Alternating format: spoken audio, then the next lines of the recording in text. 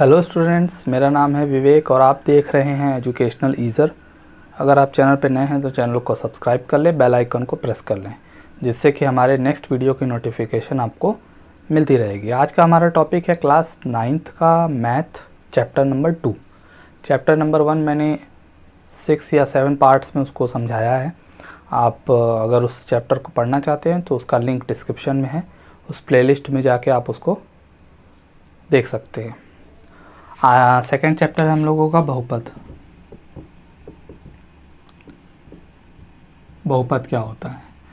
बहुपद एक बीजीय व्यंजक है, बीजगणितीय व्यंजक है, जिसमें चर और अचर पद होता है। ठीक है, क्या होता है? चर और अचर पद होता है। ठीक है, चर पद क्या होता है? चर पद जैसे कांस्टेंट वैल्यू, चर पद जैसे एक्स वाई जेड, ठीक है, इसके कई मान हो सकते हैं। और अचर पद होता है जैसे नंबर 5, 6, 7। तो चर और अचर पद के जोड़, घटाना, गुणा, भाग के रूप को, ऐसा बीजगणितीय व्यंजक जिसमें चर और अचर पद के गुणा, जोड़, घटाना, भाग का रूप हो, उसी को हम बहुपद बोलते हैं। समझ आ गया कि बहुपद किसे कहते हैं? बहुपद एक बीजगणितीय व्यंजक है जिसमें चर और अचर पद होते हैं। जैसे x + 4, तो देखिए आप, इसमें एक चर पद और एक अचर पद का योग है, तो ये एक बहुपद है, ये भी एक बहुपद है। ठीक है, x⁴ + 3x² + 4x, ये भी एक बहुपद है। तो बहुपद आप समझ रहे होंगे, लेकिन कुछ चीज़ें ऐसी हैं जिसको हम बहुपद नहीं कहेंगे। ऐसे बीजगणितीय व्यंजक जिसमें चर पदों का घात ऋणात्मक हो या भिन्न हो, उसे हम अचर पद बहुपद नहीं कहेंगे। तो ऐसे जैसे कि मान लीजिए करनी में x + 2 है, तो हम लोग इसे बहुपद नहीं कह सकते। क्यों नहीं कह सकते? आप जानते हैं कि करनी में x का मतलब होता है x के घात 1/2, और घात मैंने बोला भिन्न नहीं होना चाहिए। ठीक है, आप ऐसे भी बोल सकते हो करनी में अगर कोई चर पद है तो उसे हम बहुपद नहीं बोल सकते, क्योंकि उसका जो है घात इस तरीके से है।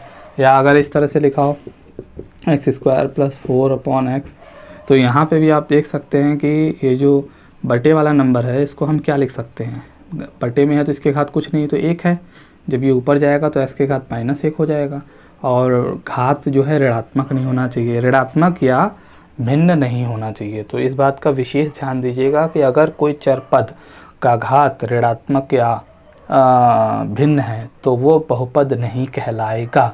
उसके अलावा कुछ भी हो वो बहुपद होगा। जैसे कि मान लीजिए 3x² + करनी में 3x + 4, तो ये बहुपद है कि नहीं है? तो हाँ, ऑफ कोर्स है, क्योंकि इसके जो चर पद हैं उसका घात सही है, उसमें कोई प्रॉब्लम नहीं है। तो अचर पद जो है करनी में हो सकता है, लेकिन चर पद करनी में नहीं हो सकता। आई होप आपको बहुपद समझ आ गया होगा कि बहुपद किसे कहते हैं और क्या ऐसी कंडीशन है जिसे हम बहुपद नहीं कह सकते। तो अब हम लोग जानेंगे बहुपद का घात, जो कि बहुत इम्पोर्टेंट है। घात उसे कहते हैं, ऐसा कोई अगर बहुपद आपको दिया गया है तो उस बहुपद के चर के अधिकतम घात को बहुपद का घात कहेंगे। ठीक है, कोई बहुपद दिया गया है, उसके चर के अधिकतम घात को बहुपद का घात कहेंगे। जैसे कि हम उदाहरण के तौर पे देखते हैं x² + 3x + 4, तो इसमें जो है चर पद क्या है आपका? x है।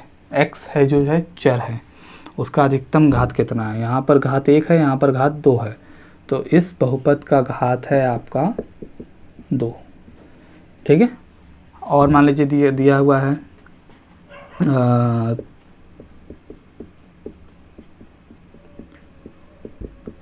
अब इस बहुपद की बात करें तो इसका घात क्या होगा? इसमें जो चर पद है उसकी अधिकतम घात है 4, तो इसको हम क्या बोलेंगे? इसके बहुपद का घात है 4। तो आप अब घात बता लोगे, हमें लगता है। किसी बहुपद को आप देखो और उसको हल करो, और जैसे इस पे तो हल करने की ज़रूरत ही नहीं। जैसे अगर ऐसे दिया हो मान लो, तो आप मतलब बोले कि बताओ घात बताओ, तो आप ऐसे नहीं बता सकते क्योंकि ये पूरी तरीके से हल नहीं है। तो पहले आप इसे हल कर लो। इसको हल करना आप जानते हो, पहले x का गुणा दोनों में होगा तो क्या आएगा, x square plus 3x। x का गुणा दोनों में होगा तो यही ना आएगा, और 2 का गुणा दोनों में होगा तो 2x प्लस 6, और ये दोनों जुड़ जाएंगे तो कितना आ गया, 5x प्लस 6। तो अब इसका घात तुम बता सकते हो, इसका घात कितना होगा, 2 होगा, क्योंकि अधिकतम घात कितना है, 2 है। तो अब आप आई होप कि घात बता लोगे। तो घात के आधार पे बहुत सारे इसको विभाजित किया गया है। अगर जिस बहुपद का घात 1 हो, जिस बहुपद का घात 1 हो उसे हम रैखिक बहुपद कहते हैं। क्या बोलते हैं, रैखिक बहुपद।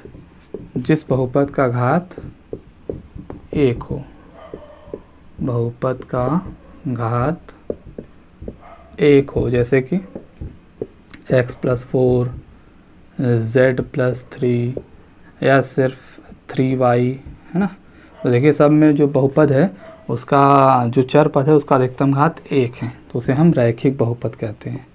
अगर हम दूसरा की बात करें तो उसे द्विघात बहुपद कहेंगे। यानी आप समझ गए होंगे, वह बहुपद जिसका घात, जिस बहुपद का घात 2 हो, बहुपद का घात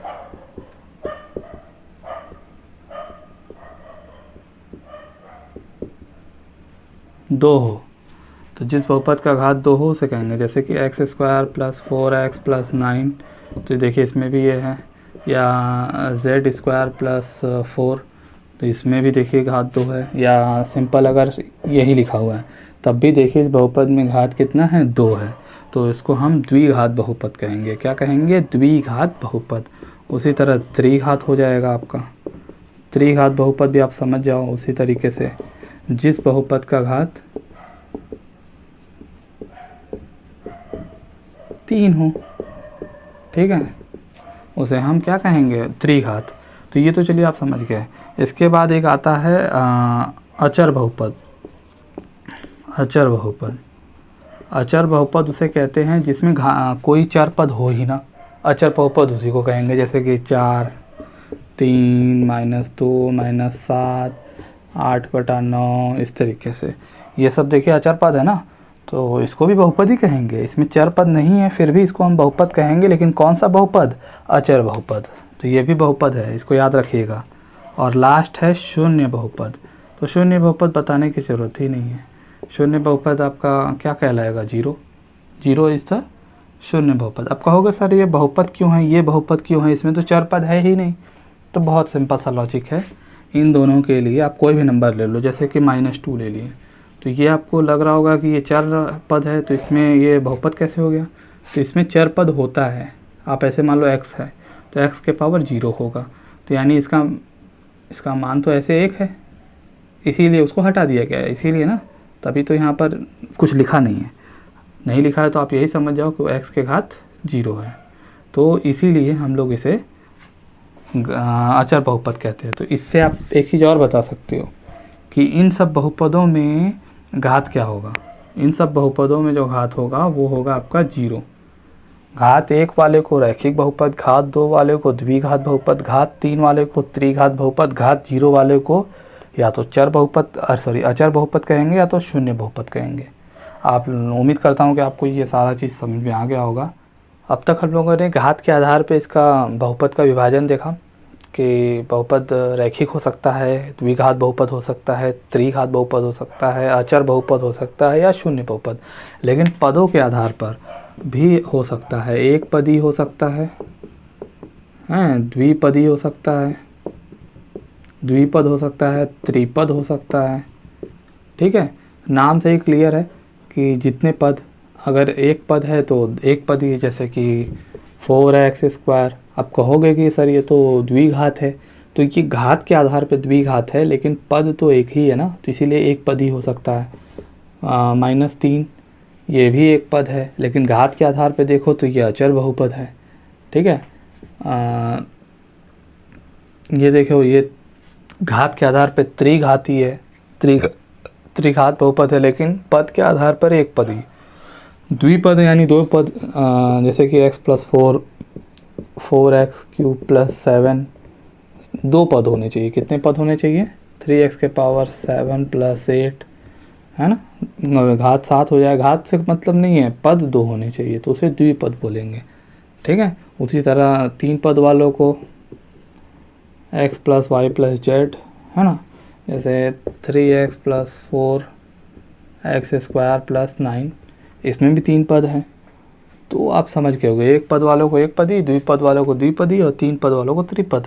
लेकिन इसमें घात का कोई रोल नहीं होता है, घात कुछ भी हो उससे कोई फ़र्क नहीं पड़ता।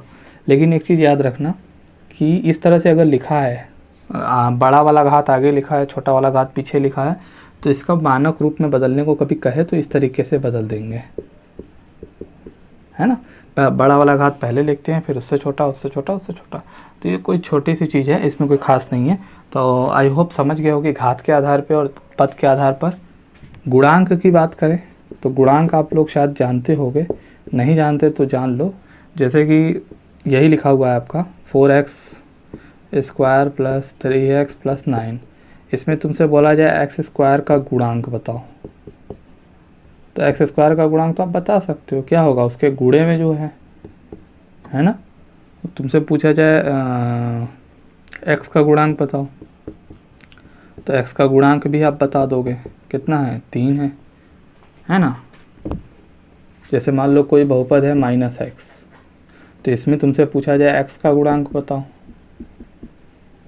तो बता दो भाई एक्स का गुणांक क्या है, यहाँ पे कुछ नहीं है तो 1 है और साथ में माइनस है तो -1।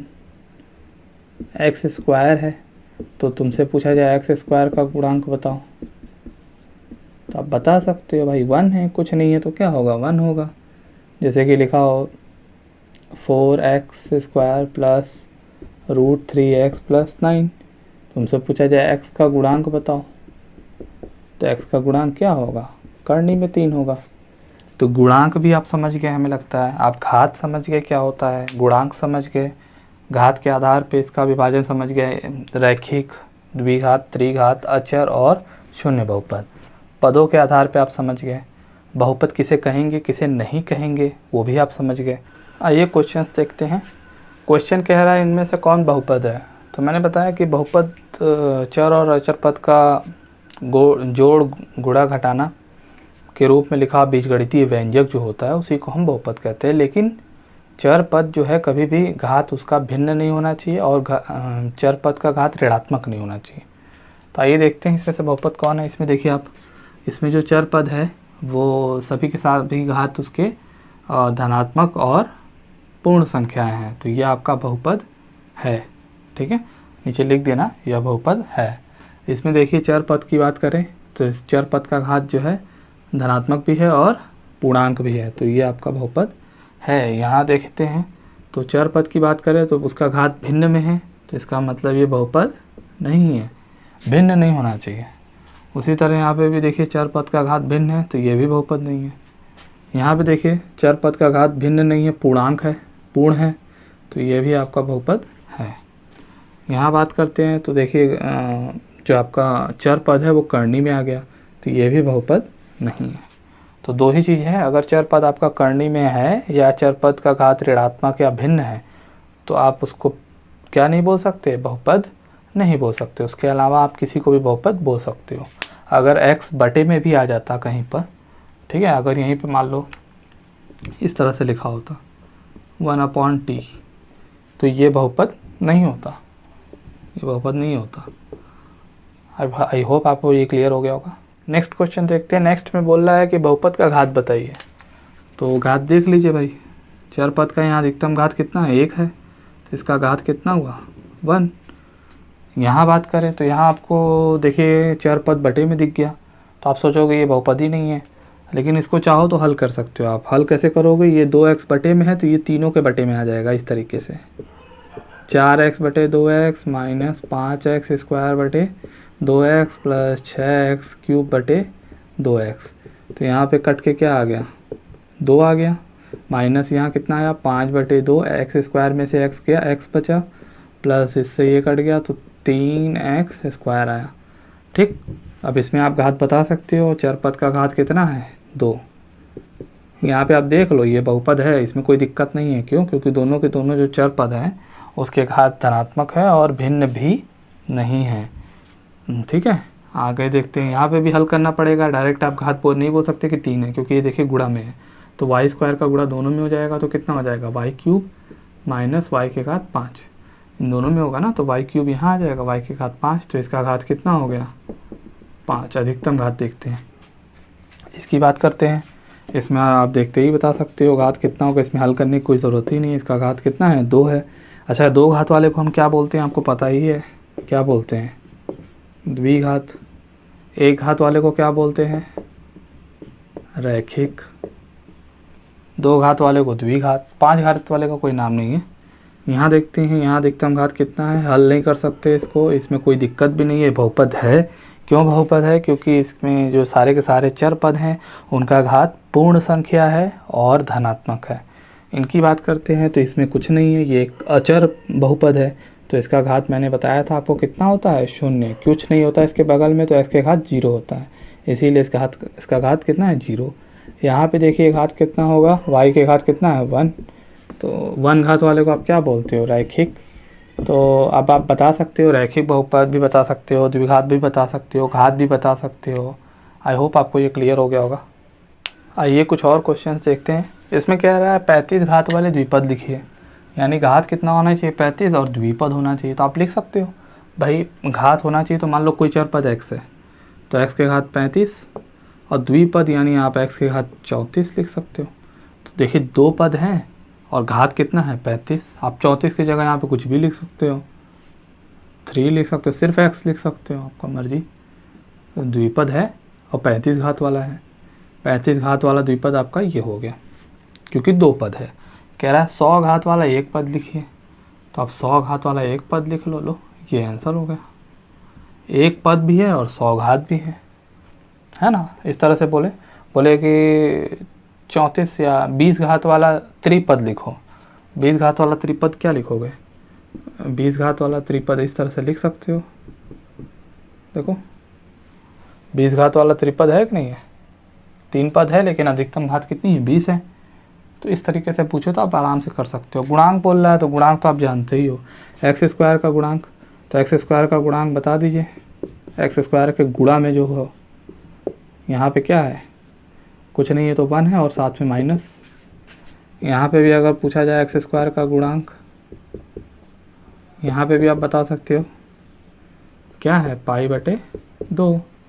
यहाँ पे भी पूछे तो आप बता सकते हो, यहाँ नहीं बता सकते ना, आप कहोगे कि ओ भाई एक्स स्क्वायर तो है ही नहीं। भाई जब एक्स स्क्वायर नहीं है तो सिंपल सी बात है उसका गुणांक 0 रहा होगा, तभी ना वो उसको 0 कर दिया, तभी हमें एक्स स्क्वायर दिख नहीं रहा, तो एक्स स्क्वायर का गुणांक 0 रहा होगा। आई होप आपको ये चीज़ें समझ में आ गई होंगी।